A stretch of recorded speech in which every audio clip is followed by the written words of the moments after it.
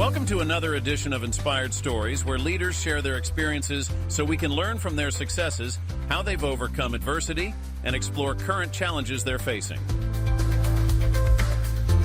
Welcome to another edition of the Inspired Stories podcast, where leaders share their experiences so we can learn from their successes and be inspired by how they've overcome adversity. My name is Anthony Codispoti, and today's guest is Mindy Flanigan. Mindy is the founder and chief inspiration officer at Inspiring HR. They are HR done differently. They uncomplicate human resources and empower small businesses. They help you run your small business better by taking the guesswork out of HR policies and procedures. Working with Inspiring HR, you'll get a dedicated HR consultant, personalized solutions, prompt responses to your questions, and no complex jargon or unnecessary legalese. You can find them online at inspiringhr.com. Interesting to note, the first 45 minutes are always free with them. So if you have a burning HR question, contact them at inspiringhr.com to get a free opinion. They also have a rather interesting and industry unique response guarantee where if you call them by 3 p.m., you will get a call back before the end of the same day. And we're also going to get to hear about both of her radio shows. But before we get into all that good stuff, today's episode is brought to you by my company, Add Back Benefits Agency, where we offer very specific and unique employee benefits that are both great for your team and fiscally optimized for your bottom line. One recent client was able to add over $900 per employee per year in extra cash flow by implementing one of our proprietary programs. Results vary for each company, and some organizations may not be eligible. To find out if your company qualifies, contact us today at addbackbenefitsagency.com.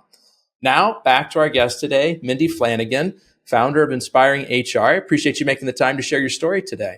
Thank you very much. Inspiring HR, Inspired Stories. I was super excited about this. A marriage made in heaven. Yep. So what first got you interested in the human resources field? How did you find your way to this? I had just aced tax accounting at the end of my sophomore year, and I was invited to take part in an internship with a grocery company in Syracuse, New York. And that internship was in the employee relations department. My dad was I don't even remember what it was called then. We'd call it the IT department now. I guess it was the computer department back then. I don't know. I think back then sometimes they were under VOTEC, but I'm not sure. Something like that. Yeah. Anyway, my dad was the kind of guy that they'd call him at 3 a.m. to say something was down, and he could cite code off the top of his head, which was just fascinating to me. Okay. Anyway, he got me an internship, and he was the computer person for everything payroll. So because of his influence in the payroll department, payroll said employee relations needs an intern for the summer, and he got me in there. Anyway, I loved it, mostly because I had my first taste of a director of what was personnel and employee relations. That's how long ago it was. And why do you point that out? That's because we don't call HR different personnel vernacular anymore. now. Yeah. Okay. Yeah, Gotcha. I got to look up when personnel went away and HR became a real deal. Probably when the Society for Human Resource Management started to grow. But anyway, this director of the department really took me under his wing. I'm not sure why. His name was John Pierce. I'm forever grateful. And he saw something in me and invited me to store openings and taught me how to interview associates. And I don't know. There was just something that worked. So I went back to college at the beginning of my junior year, and I said to my mentor, Wanda Spruill, my accounting mentor, I'm changing my major to HR, which then was personnel and labor relations. And she said, are you crazy? You just aced tax accounting. Here's what you should do. Get the 4-year degree in accounting, and then get your master's in personnel and labor relations. And I said, you misunderstand. I have no intention of going to extra college. So I switched my major and graduated with the personnel and labor relations degree. That accounting background, though, I had no idea it would serve me well in my future years. And then I got a payroll job and realized I didn't know anything. Specifically about payroll? I got a payroll job, which is, if you want to be any good at your job, you learn wage and hour laws pretty quick. And it happened to be with an entity that eventually put me out into a HR consulting field role, and everything just kind of grew from there. I want to ask you, because I just had a conversation recently with somebody who mentioned some complications with FLSA and I like mean, the law that's been overtime. around since 1938 and no one understands it still? Okay, enlighten us. What's going on with FLSA that has so many companies? Well, lots. You want to Okay. talk future? You want to talk right now, or you want to talk 1938 to right now? Right now, because I'm Right hearing now. a lot of concerns about bonuses and overtime and Oh, like yeah. what's going on there. Break it down for the layperson. Well, what's going on with bonuses and overtime has always been misunderstood. So let's just put that to a side for 1 second. The biggest area of confusion right now for the Fair Labor Standards Act is what is the minimum salary actually going to be on January 1st that qualifies someone to be exempt from overtime. And remember, for all your listeners, I say everyone's been getting this wrong since 1938 because since 1938, still to this day, there are tons and tons and tons of business owners and leaders who believe that if you make somebody salaried, that's it. They're exempt from overtime. That is not correct. Okay. Salary is only one of multiple boxes you have to check off to be exempt from overtime. There's a duties test. And this is where we get into layered, complicated federal government regulations, all well-intended, but I'll be honest, they suck. But you have to pull up the Fair Labor Standards fact sheets to understand by position, not by person, who does or who does not qualify to be exempt from overtime. So this minimum salary, it went up as of July 1st, and it's supposed to go up again to somewhere in the neighborhood of $55,000 to $56,000 on January 1st. But we're embarking on an election. I don't know if you knew that. Here we are, just 6 days And away from the we've got election. federal judges over the last few months somewhere in the arena of debate everything out that says wait a minute, we're not so sure the Department of Labor even has the power to set a minimum salary, which is a really interesting position to take since they've been doing it since 1938. So anyway, the new amount, I think in July 1st, without me toggling over to look it up, I apologize, was somewhere in the neighborhood of $48,000 minimum to be exempt from overtime, and then you have to pass a duties test. That bump from 48 to 55 or 56,000 January 1, that's pretty significant for a lot of small businesses that may have employees right in it. They already had to bump people up before July 1. So another bump come January 1. Everyone's wondering, I already got 2 calls this morning about what's going to happen on January 1st. And I'm like, if I knew that, I would play the Powerball. So I don't know. It's just keep an eye on it. That's the major confusion right now. Like, what's next with the Fair Labor Standards Act? Now, getting back to exempt versus non-exempt, here's where people get confused. If you talk about overtime, you mentioned bonuses and overtime, correct? Mm-hmm. Okay. Take that example that I just raised, where paying a salary does not automatically mean you're exempt from overtime, right? You can pay a salary to a non-exempt employee, but you still have to track their hours. And when they work more than 40 hours in a standard 7-day period, you have to break that salary down to an hourly rate and pay them time and a half. So there's wage payment obligations, there's record keeping obligations, and this is what gets spelled out in all these Fair Labor Standards Act fact sheets that you can find at dol.gov. They're terribly painful to read, but I would much rather look over these fact sheets and scan through what my obligations are than read the legalese that came out of the federal government that is far more detailed and complex than what these fact sheets will basically guide you on. And there's a fact sheet for the Fair Labor Standards Act. There's fact sheets for complying with OSHA laws. There's fact sheets with complying with the Family Medical Leave Act. And a lot of our clients don't even want to read those. But we use that as a tool to give them the basics of what applies to them and the specific thing they're asking about. Yeah. Well, that was a fun little tangent to go off on. Get a little bit super nerdy there for a moment. I didn't even talk about discretionary versus non-discretionary bonuses. We'll save that for another time. Okay. Well, but I think it's fun to do that because it really helps to highlight the depth of your expertise. You just rattling off things that most employers, they have no idea about. So if there were a question of why do I need HR help? Like, I've got a payroll person in house. Well, here you go. There are all kinds of potential things that you may be exposed to that you have no idea about. And so, and what I advocate for small businesses is we'd love to have your business, but I also don't want you wasting your money.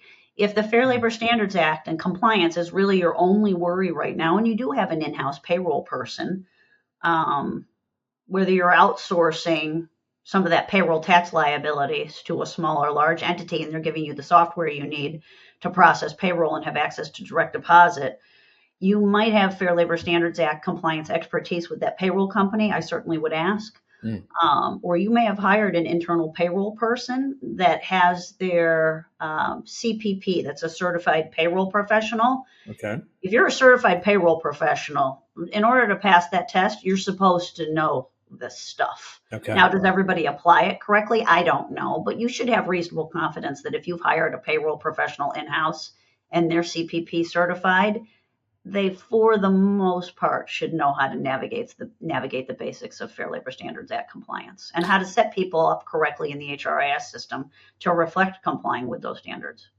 And if you're not sure, as we mentioned in the intro, you've got a free 45-minute evaluation that you'll do for somebody new. So when we say we support small businesses, we mean it all the way down to we might be a right fit for you. You might not be ready for us, but we take seriously being good stewards of your dollars. Small business owners have thin margins.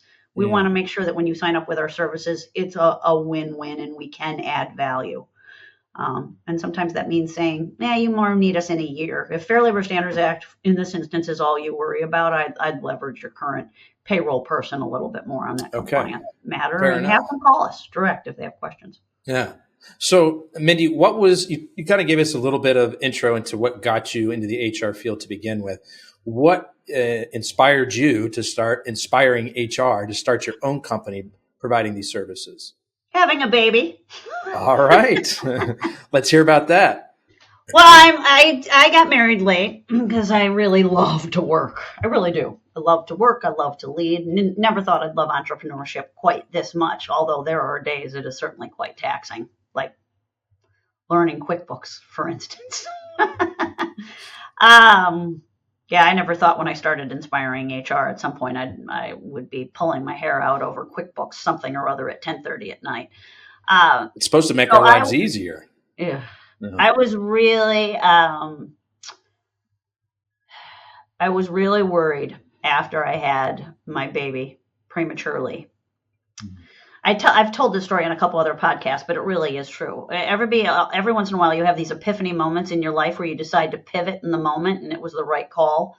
So I had a very difficult pregnancy. We were not going to have any others. It was that difficult. And I did what type A people do. And I'm HR. I should know better. I was working during FMLA. I'm out on FMLA and I'm still working, not full time, but the computer sits there and you're home. So I parked myself in front of my desk in probably like week 8 out of 12 of FMLA, and my little baby propped up with a blanket in her little swing next to my desk because she was still so tiny, was swinging away there, sound asleep. And halfway through my work, I looked at the computer and I looked at her and I shivered and I thought, I can't go back to work. This kid will never know me if I go back to work. Because I was motivated to create an opportunity for myself where I called the shots with boundaries, and I'm not great at it. But when another company calls the shots with boundaries and they know I'm type A and I'll get it done, there's just too much risk of what should be a 45-hour a week turns into a 65-hour a week job. It's a bad mix for me in corporate America. I mean, I'm sure they loved it for a period of time because I gave my heart and soul and anything they needed. But when your family needs you at a certain juncture in your life, you have to say, can I make that sacrifice anymore? And in that instance, I just couldn't. So my husband came home and put his stuff down on the table, and I walked into the kitchen and I said, I'm not going back to work. And he said, okay. And I did the stay-at-home thing for about 18 months, but during that 18 months, I was figuring out what's next, and what's next became Inspiring HR when we relocated to Richmond in May of 2006. And I launched Inspiring HR in July of 2007. And so you were home for 18 months. Was your intent at the beginning of that 18 months to truly never go back to work, or just not go back into corporate, and you were trying to figure out how to do your own thing? The latter. Yeah. Did I really, it was a really reflective 18 months. Okay. And I learned during that time that I really love to work. I really do. It gives me a great sense of self. And I think what I realized in all of that is not just the work. I really love leadership. I love leading people. I love leading other HR professionals to be better than they think they can be. And part of when I started Inspiring HR was gratitude for the fact that I felt like I had a well-rounded grasp of general business practices and also highly skilled at HR. And I believe to be credible at the table in my profession, you have to have an general understanding of business climate, business functions, and be skilled at HR if you really want an effective, credible seat at the strategy table. Mm-hmm. Anyway, that's who I hire, the people that are motivated to be great business professionals with a high level of HR skill, because I think that adds the most value and is the best ambassador for our profession going forward. I want to go back to those 18 months at home. My wife went through something similar. We had her first kid. She decided to stay home for a bit. And then she realized how much she missed her job. She'd gotten a lot of education. She put a lot of time into becoming really good at what she does. She missed the people that she worked with. And she had this nagging guilt, call it mom guilt, where it's like, why am I drawn to go back to work? Why don't I want to be here full time with my kid? And she really struggled with that. It's so real. Okay, you experienced the same thing. That's what I was going to. Yeah. And for all of that guilt and reflecting, which often meant I was out on a long walk with the stroller trying to get some fresh air, figuring out what's next. It's that horrible dilemma of you're looking at your baby and you know you did the right thing, but there's a very loud bell of something's missing. And then you lay the guilt on top of that of not providing monetarily for your family. And you always look at these kids and the first thing you think is, how are we paying for college? And it's like, they're 9 months old. Why are you even thinking about that? Because that's what proactive planners do. How are we paying for, even back then I was like thinking like, how are we funding retirement? Like, how are we? So, there are all these pulls, but yeah, that was very real, but it made me reflect on really, what did I miss the most? And I went through an exercise for about a month where on those days where I was feeling real pain, what did I miss the most? And it sort of helped me discern and make a choice on which way am I going here? Am I going back to work in some capacity with an employer, or am I going to do it myself? And the things that resonated for me the most, the two things I missed the most was relationship building with clients and leading others. And both of those spoke in favor of starting my own consulting practice. And so what were the first steps? How did you get the first client? What did you do right out of the gate? Went to networking events. So I mentioned the gift of a well-rounded business background. So that payroll job I mentioned earlier was in the PEO industry. You're a benefits person. I'm sure you're familiar with the PEO industry. Are you? Explain it, please, for our listeners. Professional employer organization. Used to be employee leasing back in the 1980s. It's been an interesting ride and an industry I have not been able to extricate myself from even today, because one of our largest clients is a PEO where we are the HR department for their companies. That's not the totality of our business, but it is part of how we work. PEO is, in essence, a one-stop shop for payroll tax management, benefits, risk management, work comp, and HR. And every PEO is different in terms of how they define and staff HR support services. I have a strong opinion on what adds value and what doesn't, which is why we don't work with a lot of PEOs. There are certain PEOs that have decided to invest in a real HR consultant experience with our standards for their client community. But for those who aren't familiar with PEO, it's had its problems over the years, but where I see a really good match for the companies that are thinking about a PEO is these distributed workforces that have become a reality since COVID. You have to really be discerning on, is this PEO really offering what we need for what they're going to charge us? And that I would say look carefully at that sales process to be sure. But you sign up, when you sign a service agreement with the PEO, you are granting them the right to be the source of the wage, the EOR, the employer of record. And in that service agreement, there is language that says, in this relationship, what the PEO is responsible for and what you are responsible for. And in the simplest form, PEO is responsible for a multitude of things as the sponsoring employee, including where states allow it. Your employees go under their state unemployment tax account, and there's supposed to be this savings by the pooling of employees under a single account. But that's all been parsed apart with regulations as of late. But there's always that definition of worksite control, because the PEO generally is not going to tell you who to hire or who to fire. And they do expect you to comply with labor laws as an element of good business practices and risk mitigation.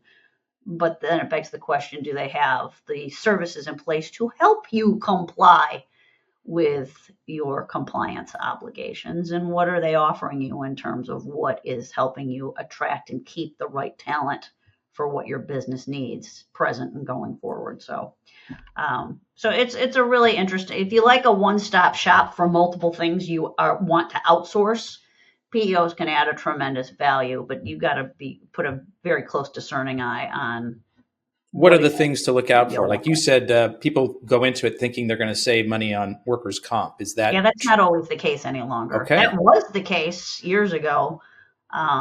What's changed that makes that not the case for most people? It really depends on the PEO, because if you think about it, the PEOs that have a mediocre director of risk management that might not have the influence and the buying power when they go to the table with any of these carriers to get a plan set up. I don't know. It depends. Who's got the relationships to make sure you can actually put a good master work comp policy together. And then you have to look at what states you're operating in, because there's some states that will not recognize the PEO's work comp policy. Ohio and the state of Washington are two. They're considered monopolistic. So if you're a company that has presence in Washington or Ohio and you're working with a PEO, you might not have heard during the sales process that you can't go under the PEO. The PEO cannot be the employer of record for state unemployment and work comp in those two states. You're still going to have your own accounts. So it begs the question, is there something you can sign that allows the PEO to act as an authorized agent for you, but you're still going to have your own accounts? In the states that recognize the PEO, you can actually close your state unemployment account or continue to file that I have 0 employees, because those employees are under the PEO's federal ID number, not yours, when you engage in a traditional PEO relationship. So you mentioned that maybe if you're a company with a distributed workforce, that a PEO could make sense. Would that be because there's so many different tax rates for different jurisdictions and different laws, and they're hard for the average employer to keep up with? It's a pain. Yeah. It's just the multiple state unemployment accounts in itself. It's a pain. Yeah. Okay. So, and hopefully they would get you some savings. The other mistake I see is we go into the PEO and then we decide we don't like them and we're going to break up with them. When you break up with and that's fine, I get it. The PEO may have not satisfied your service expectations, but be very careful about when you break up with the PEO, because you and the executive team being mad at the PEO, when you break up with them, what kind of shrapnel is falling down to your accounting and controller team, right? You unravel from a PEO in the middle of the year, you've now just created an instance where your employees are going to get 2 W-2s at the end of the year. Okay. And all of that state unemployment, if you have a distributed workforce and all 10 state unemployment accounts were being managed by the PEO and now they're not your employer of record anymore, you got an accounting team that's going to have to reopen and recreate all 10 accounts going forward. It's not something I would do quickly without planning. So if you want to transition in or out of a PEO, the right move is to do it January 1. I've seen tremendous value for people who want to plan ahead to work with independent PEO brokers that help you make an informed choice on who really does meet your needs. And there's also consultants out there that help you plan ahead for breaking up with your PEO because you decided you're just going to bring it all in-house, which I don't totally understand because, I know how to run payroll and I would never do payroll internally. There's too much personal fiduciary risk and task risk with that. For a small amount of money, you should at least be outsourcing payroll to somebody who assumes the payroll tax management liability and risk for you. So this was a really long way for me to get to my point of I think you asked me, what about the consulting part, or how did I know consulting? What was it you asked? How did I know consulting was right for me? And I told you I got really good, well-rounded business skills in the PEO industry because I got to be around salespeople for a period of time when I was out in the field. And partnering with salespeople to close deals and listen to pain points with small business owners, and then be the field HR consultant that became their account manager. I loved all that relationship building. I really did. And there were times that these salespeople asked me to go to their BNI meeting for them. And that's where I learned how to network early on. This is long before I thought I would start a business of my own, but I wasn't uncomfortable doing the networking, and I did that from 2007. First client probably came 6 months later, but it was a slow go, and this business was part-time for me. I wanted the business to grow as my daughter grew. It outpaced her, which I'm incredibly grateful for, mostly because my connections in the PEO industry meant we got to start working with a PEO as early as 2009. But for as many of those PEO clients that we work with, we have just as many now non-PEO clients that elect our monthly service plans, which is really our primary offering. Let's talk about those monthly service plans. I see them listed here on your website. Tell me how these plans work and the value that the clients are receiving. We call people back. That's novel. No, I'm kidding. No, I'm kind of kidding. Not really. It's funny to me that that's a competitive advantage. But I mean, I can say even personally, I have been trying to find a trim carpenter for my new townhouse for at least 6 months. And I finally reached out to somebody that somebody referred me. And I said, he emailed me back same day after I filled out the contact us form. And I was shocked. And he actually said, I'll see you on Friday at 9:30. And yes, all of our business over the last 12 months has merely been because people said their contractors aren't calling them back. That's it. That's their whole client base. So I don't know what's going on with not calling people back, but that's not really the total value of our service plans. What I'm most proud of speaks to what I learned in the PEO industry and still rings true today. As much as we love technology, small business owners or those they delegate to that are in real pain and need something solved, they don't want to call a call center and they don't want to deal with a chatbot. They actually want to talk to a live human that cares about the relationship being built between the two of them. We are a customized service-based business where we want to be as easy to work with as possible. And that means a dedicated HR consultant that you have access to that becomes very much a champion of your success and the success of the company you're working with. I can go over all the nice bells and whistles in the service plans, and they're priced differently, based on the complexity of your operations. The more states you operate in, the more complicated you are. The nice thing that we do outside of the relationship building is we eliminate that burden of what newsletters am I subscribing to make a decent attempt to understand what labor law compliance obligations my business faces and when they change, because state labor laws change all the time now. And we alleviate that burden. And instead of saying, here, read this newsletter and figure out what applies to you, we actually do that for you. We say, hey, this labor law is coming. This is how it affects you. And here's what we are going to do for you to make sure your HR infrastructure stays current with this change. And it normally means updating their employee handbook at no cost. We include that in their service plan. So we charge to create the employee handbook, but if it needs to be updated because a labor law has changed, we do that at no cost. That's considered document maintenance as a part of this monthly service plan fee that you pay us. As a small business owner, I could see one of these packages almost serving like a sleeping pill for me. Like, helps me sleep at night. Yeah. Like, there's so much going on. Like when I was talking to a client the other day about FLSA, I'd never heard of that before. And the lawsuits that are happening around, bonuses and overtime. And it's like, oh my gosh. Yeah. I had no idea that these rat nests that exist sort of behind the scenes when I'm trying to do the right thing. Right. And so having somebody like you behind the scenes, that you're keeping an eye on all that. I'm keeping an eye on all of that. But we also don't know what we don't know, which is why routine Q&A is also included in those monthly plans. Why? Because if you're calling a dedicated HR consultant who's certified in HR, if you've got an HR basics question, like, do I do this? Do I not do this? What is this law requiring of me? That's stuff we can answer for you off the top of our head. And we want you to call us because we want to build that relationship. We want to be a credible support partner for you because we don't want you, A, feeling like you're on the clock every time you call your attorney. That's not us.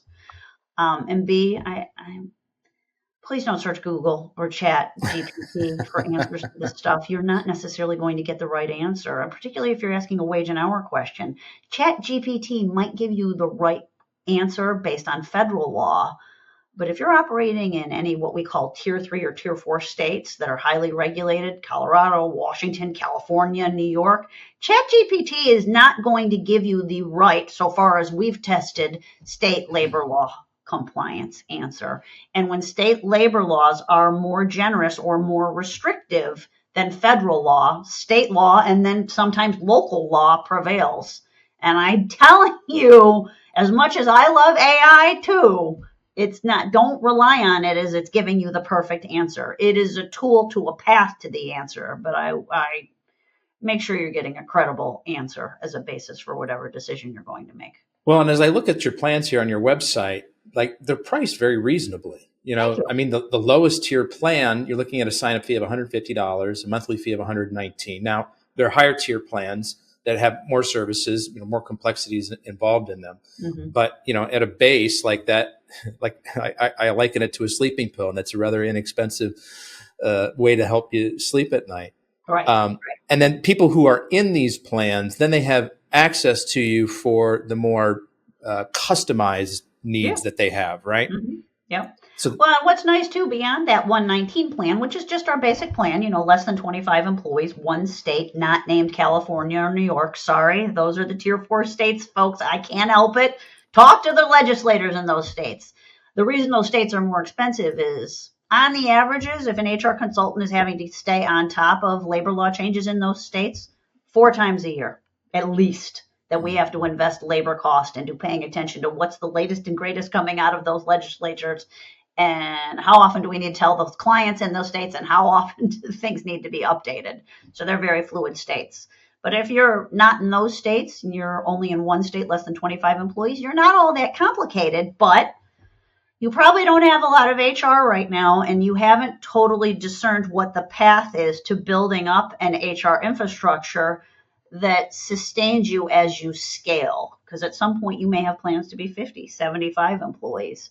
I promise you, it is much easier to create the HR infrastructure when you're small and growing than it is to, say, clean up this mess when it's 50 to 75 employees.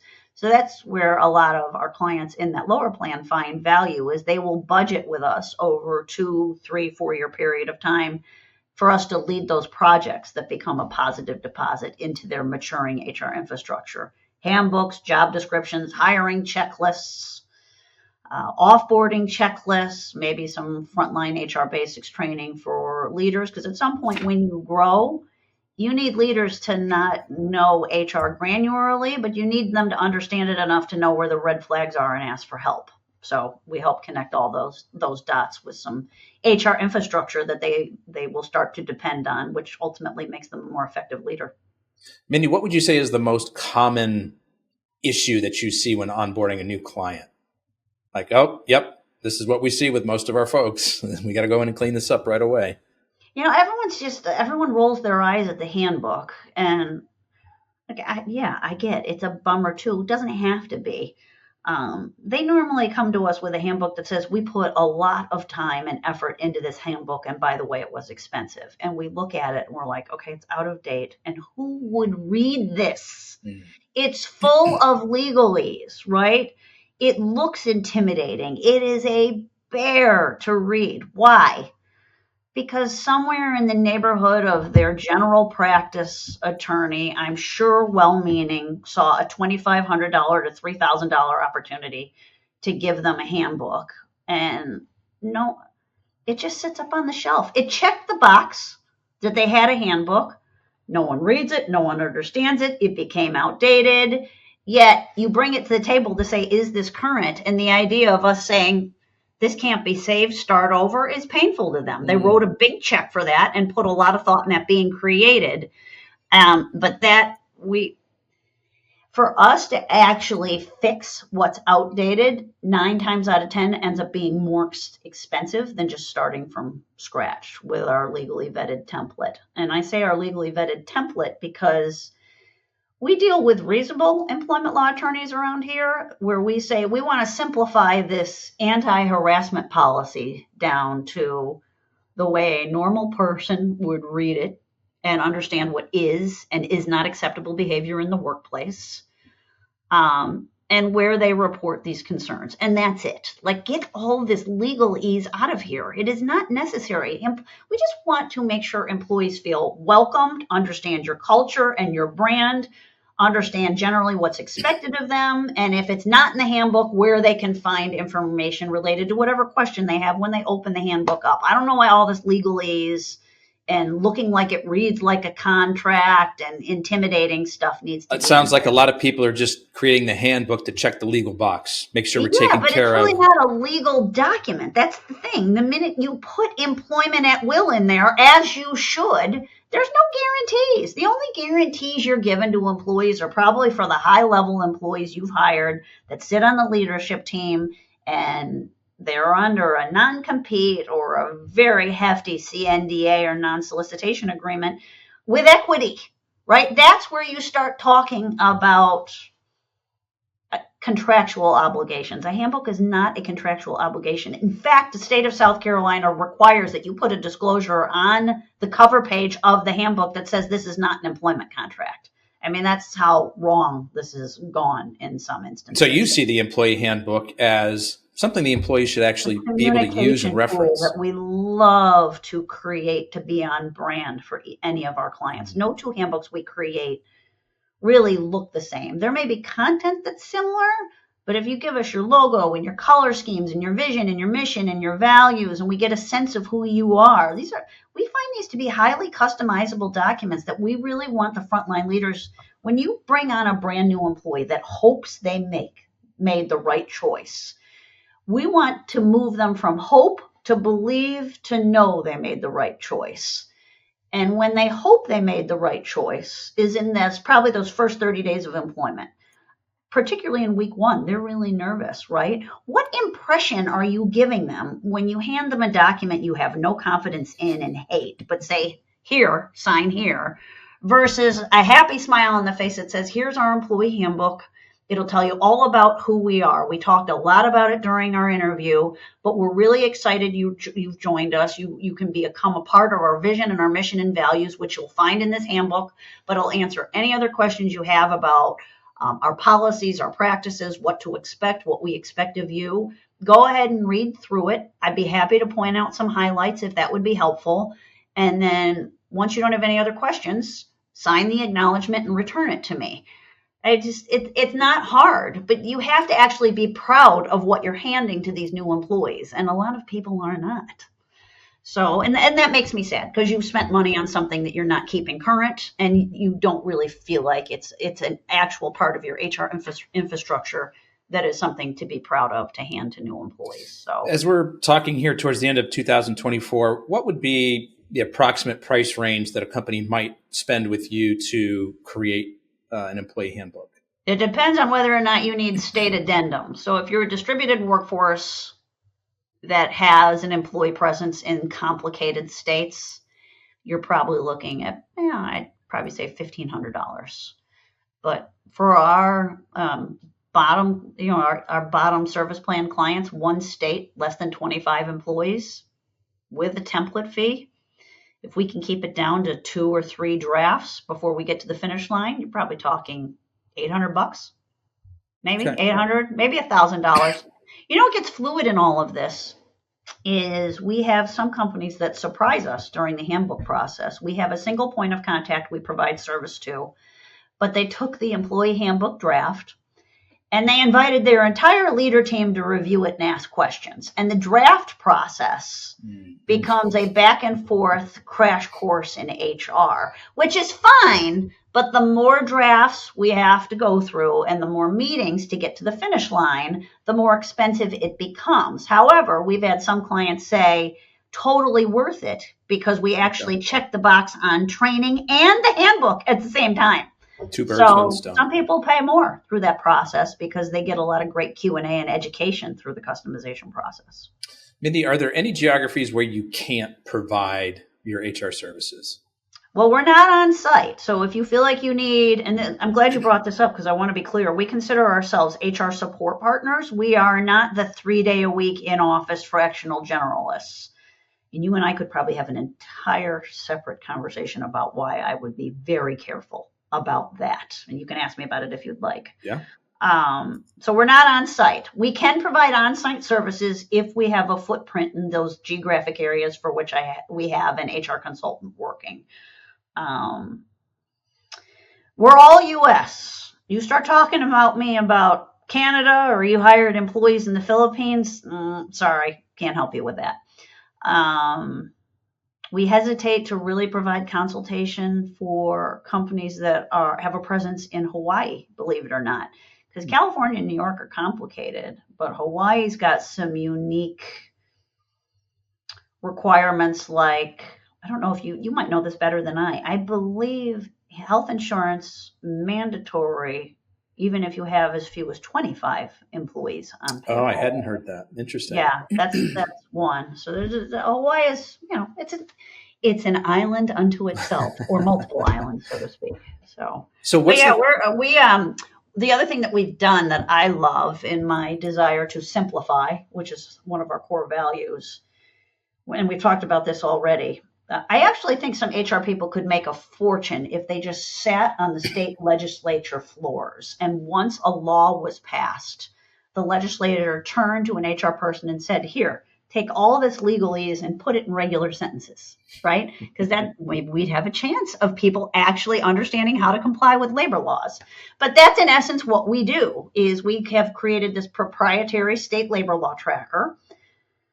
And I say proprietary because it's become a key part of how we really add value. We have put together this, in essence, easy to navigate through on our own database where we took the labor law for all the states that we operate in, all the states for which we have a client presences, and that's all 50 of them at this point, except now 49, not Hawaii. And you can go through this drop down that says, okay, California, like 80 lines. Okay, now I'll filter for Alabama, it's like 5. But we can easily toggle across through our plain English definition of what these obligations are from state to state, which is how we've come up with this tier system to price out which service plan makes the most sense for you based on how complex your distributed workforce might be. So what's the concern about fractional on-site HR?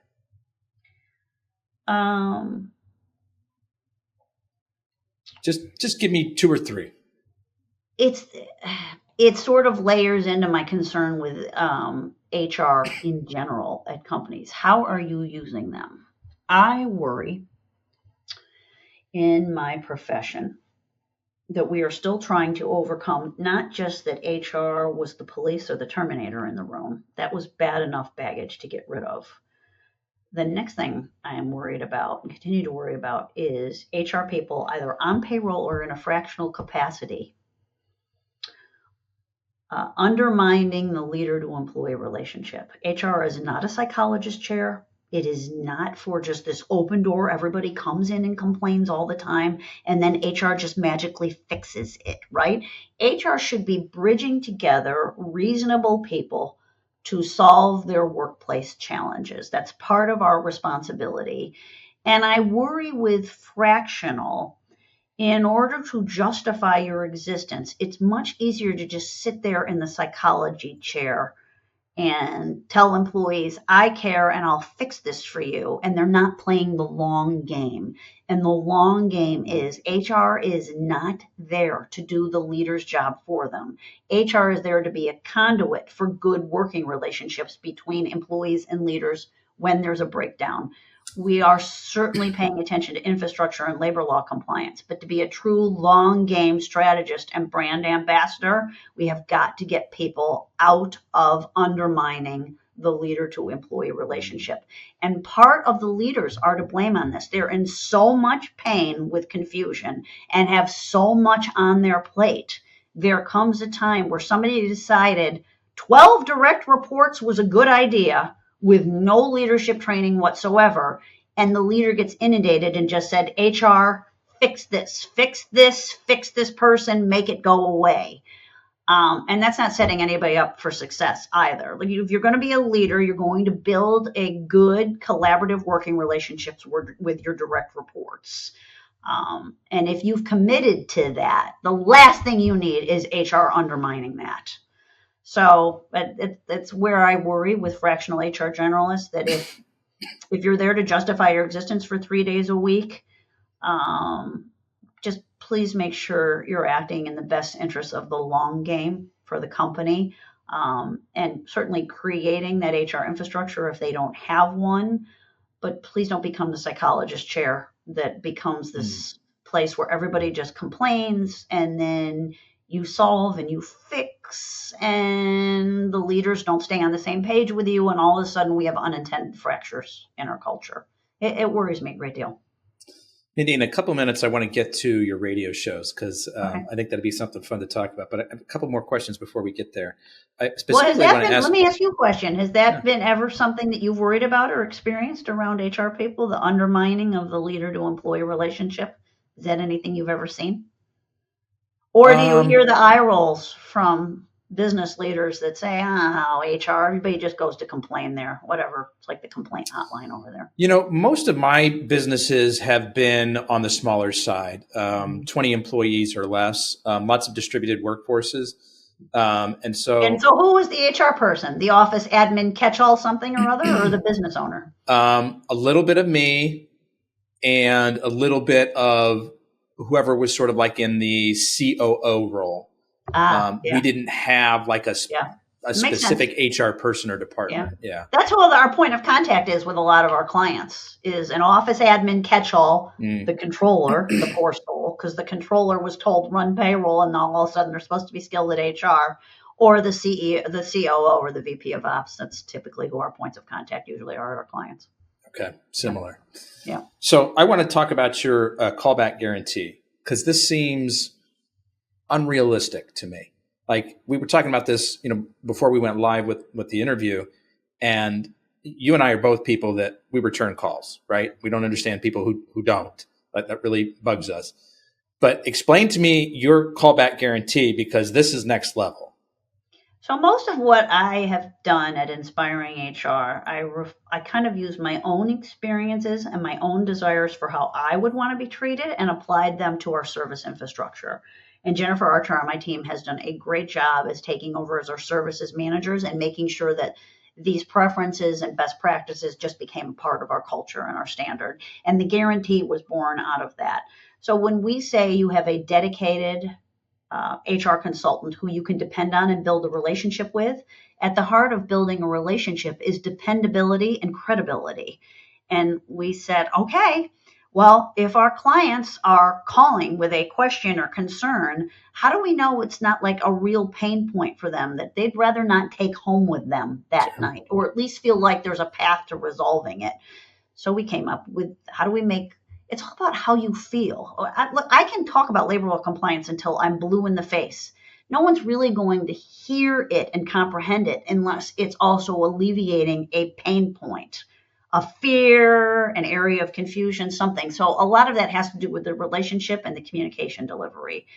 So at the heart of that is each HR consultant follows our guarantee. So if you are a client of one of our HR consultants, and you call before 3 p.m. with a question, a request, an inquiry, your HR consultant, or if they're out of office, their backup for the day, will get back to you same business day. It won't necessarily be solved, but they'll get back to you. You'll at least So get to you talk were to heard somebody. and someone's working on it. Or Yeah. maybe we can solve it real quick. It depends.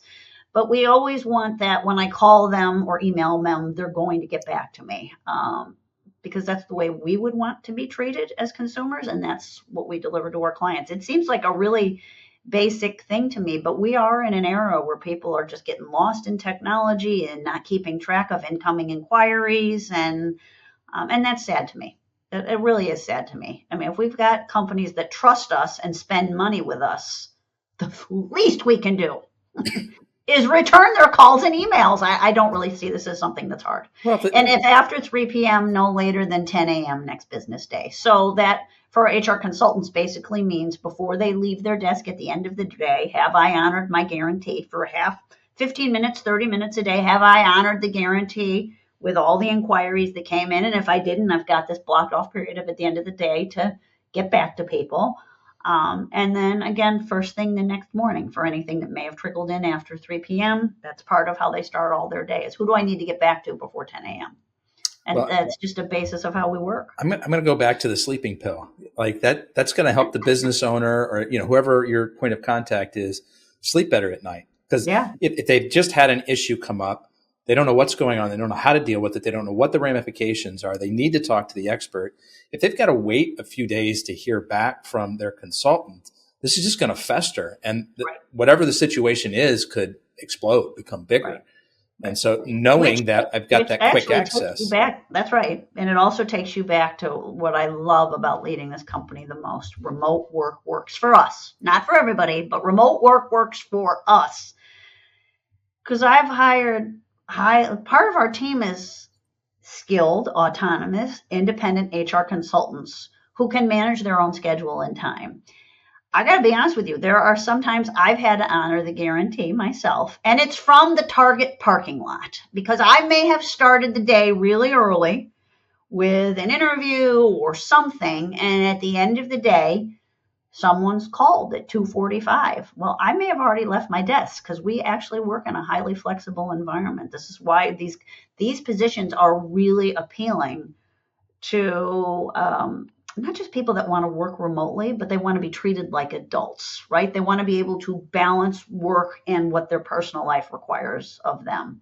And flexibility will do that, which means remote work works. Your cell phone works. You got a signal. Get back to people before you go into Target and take care of your shopping at the end of the day. So, Mindy, let's talk about your radio shows now. I love my radio shows. Tell me why. Tell me what they're about, where people can find them, what you talk about.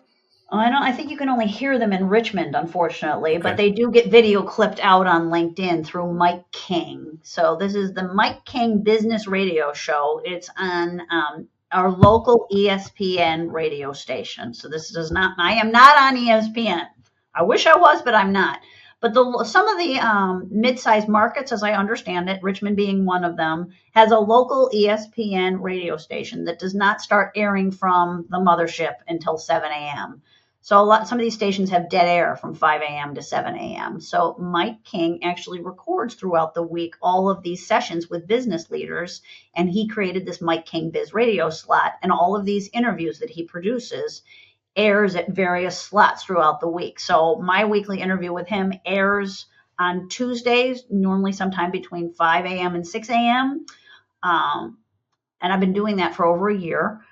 But I am now also going to be airing on Fridays because Inspiring HR became a title sponsor for the VCU Women's Basketball Coaches Show that aired with Mike King.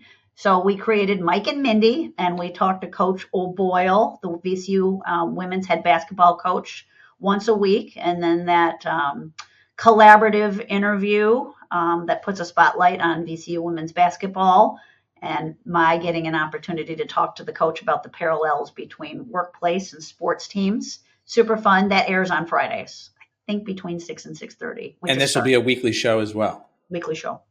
Yep, through the basketball season. So I really want them to get into the big dance so I can keep talking to the coach all the way through March. And so the show is only happening during season, not during Correct. off season. Yep. Yeah. Okay. Yeah. And then I'll just go back to my regular Tuesdays. And what does the VCU women's program look like this year? What are the predictions? Good question. The only thing so far I've picked on the coach about is she doesn't have a Wikipedia page, but apparently we share New York roots, which I suppose explains why we get along so well. They're a really diverse team. In fact, I've got the roster right there behind me. Okay. Oh, you can't see it. Well, no, you kind of can. See that sort of blurred black and yellow thing on my whiteboard back there? That's the roster. Very diverse team. I think there's 6 or 7 different countries on that roster of players that have joined VCU women's basketball this year. I've got my notes on that team success somewhere from when I last chatted with her.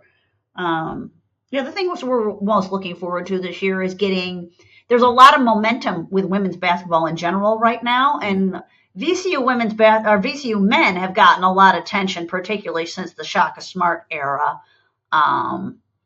We'd like the women to get an equal amount of attention. So I'm enjoying being participatory in the business community and getting more and more people to fill the seats at what we call the Stew, which is the Siegel Center on VCU. I think they're going to be good. They've got putting a lot of effort into making sure that their home game against Temple on November the 15th is well attended. So I'm really looking forward to that. But I'll be honest, I've lived here since 2006, and I've only been to one men's VCU game because my blood is orange. I'm from Syracuse, New York. Okay. But I do love just college basketball in general. So this was a layup for me, so to speak, when Mike asked if I wanted to be the coach. As you mentioned, women's basketball has got a lot of momentum behind it right now. You've got Caitlin Clark and Angel Reese and, going from college to the pros and sort of continuing that friendly rivalry. Yeah. And, New York Liberty just won the championship for the WNBA. And I don't watch I will probably watch women's basketball college more because of this title sponsorship. But come March Madness time, I will equally watch the men and women. I don't even work the first 2 days of the tournament, and everybody knows it. Yeah. That is one of the most fun time of years in sports is the big dance for both men and women. Yeah, I love it. Yeah. Mindy, I've just got one more question for you, but before I ask it, I want to do 2 things. For those listening today, if you liked the content, please hit the like, share, or subscribe button on your favorite podcast app. I also want to let people know the best way to get in touch with you, Mindy. What would that be? InspiringHR.com. There's 2 places that you can reach out to us. The contact us form, and yes, that is an email that goes to myself or Valerie Juarez, who helps me field these inquiries. So we'll get right back to you if you submit information on our contact us form. You can also go on our services page and schedule a more robust introductory call. That's where we ask you some questions about, how many employees on payroll, and are you internally handling HR or outsourcing it, all those things like that would qualify your inquiry for a more serious call. Or just go old school. Our main number is right on the top of our website, 804-715-1920. Connect with me on LinkedIn if you want to wade into the pool a little bit and see what we're all about, or follow the Inspiring HR LinkedIn page. All good ways to understand who we are and to reach out to us.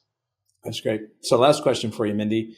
What do you see the big changes coming to your field in the next few years? How do you see things unfolding? I would like to believe we continue on with a path of not DEI. There's nothing wrong with DEI, by the way. I just think the rebrand of what it is and getting away from once and for all overcorrecting will sit on the plates of HR professionals now. And the reason it will, and going forward, is we were already migrating towards less and less labor available to fill seats before COVID hit. And we went from, when I first started in HR, it was always employer choice. Recruiting was all about, they're lucky if they get the job. Do everything you can to knock them out of the box. We don't think that way anymore in our cultures for a variety of reasons, but one of them is we need labor. So we have turned from an employer choice market to an employee choice market. And I don't see that going away anytime soon. And when it's an employee choice market, HR people have to get more serious about your inclusion practices, how you're creating work-life balance, what HR strategy is in place to get the right people in the right seats. This takes a higher level of HR skill and strategy with business climate acumen than we have historically seen. But I'm super excited about all of it because we've got this younger generation of workers, and I have no patience for complaining about the younger generation of workers. This whole argument that they don't work as hard as I used to work is so tiresome. It's not comparing apples to apples. I find this younger generation that's about to enter the workforce to be caring and bright and inventive, and I think it's going to be a whole new brand of leadership. And it begs the question, how will people in my profession align with that and make sure they support these leaders with including policies, great place to work cultures, nice perks and benefits, because it's not all about the money anymore. People are looking for a total experience when they join the workforce. And we need not only their skill, we need their engagement and their productivity. So it's, what's the right strategy and the right recipe ultimately to get the right people in the right seats to keep moving the company forward. And so that's where I see HR headed in the next. So do you disagree with the narrative that exists out there that younger people, they don't want to work? Every generation complains about the younger generation. It's just tired. And where my grandparents said it about my parents. Right. My parents said it about me. Right. Now my generation's saying it about, and so it's just what old people do. You know what? That's the easy thing to say. I actually have had conversations with people who have said, no one wants to work anymore. And I'm like, that is not, where are you getting that? No one wants to work 40 hours anymore. And I say, you know what I say? You're right. Want to know why? If you thought they were working 40 hours, most people were working 40 hours in the first place, you're nuts. Yeah. And the thing is, I've had this argument now with remote work and flexible work versus in office. If you really believe just because you anchor them to a desk, they're working, good for you. What are you measuring in terms of outcome? But besides that, if you really think about it, what's unfair in all of this? What I faced and what I had available to me to make my life easy when I was age 30 is not the same for 30-year-olds now. It is just not. Take just healthcare, right up your alley. Navigating your own healthcare and the healthcare of the people that depend on you, kids or parents, is 20 million times more difficult and time-consuming than it was 30 years ago. And guess what? A lot of times you can only take care of that during work hours. So yes, the conditions, that's why I have difficulty with this. The conditions are not the same as 30 years ago, right? People had more help 30 years ago, navigating healthcare and navigating things in your personal life. A lot of this stuff isn't as easy as it was 30 years ago. So before you just label everybody as not wanting to work, you got to really figure out what are their life circumstances that they are facing to juggle all of this that are very different from what you faced 30 years ago. Fair? Fair. Great insight. Mindy, I want to be the first to thank you for sharing both your time and your story with us today. I really appreciate it. Thank you for having me. I had so much fun. I hope I get to come back and do another one. I would love that. We've got so much content we didn't get to. So stay tuned, folks. We will have her back for another episode some point down the road. But for now, that's a wrap on another episode of the Inspired Stories podcast. Thanks for learning with us today. Thank you.